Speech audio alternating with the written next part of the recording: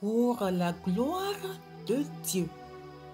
Job 1, verset 8.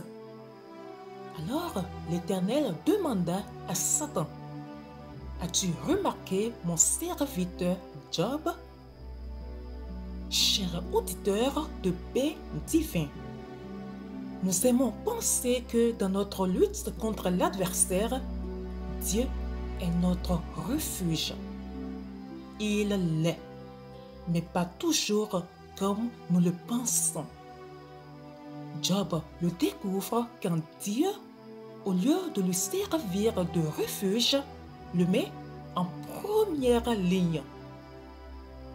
Le Seigneur ne fait aucune tentative pour le protéger de son adversaire. Il le désigne comme une cible. Job avait bien servi Dieu. Est-ce vraiment la récompense qu'il méritait? Sa conduite justifiait-elle la transaction faite au ciel entre Satan et celui que Job considérait comme son refuge?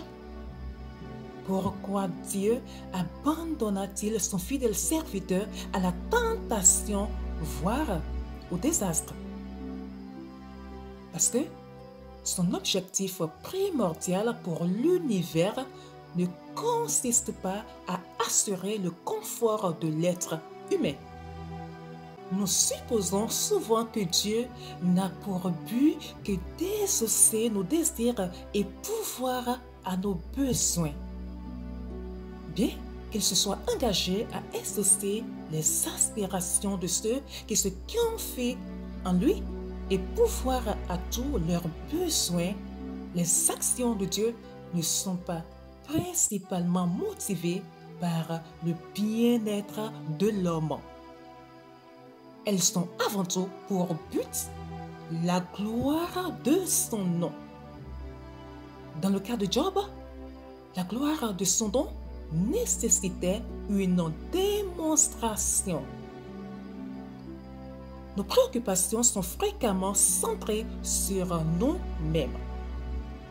Nous partons du principe que, pour Dieu, le salut concerne avant tout notre bien-être.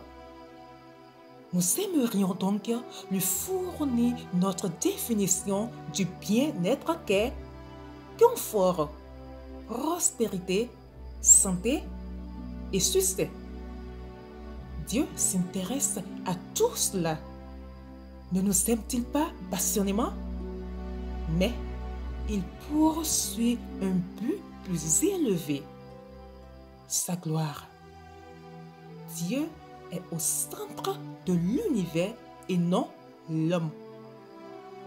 Bien-aimés, quand vous êtes sous le feu de l'adversaire, demandez à Dieu de vous protéger et de vous délivrer.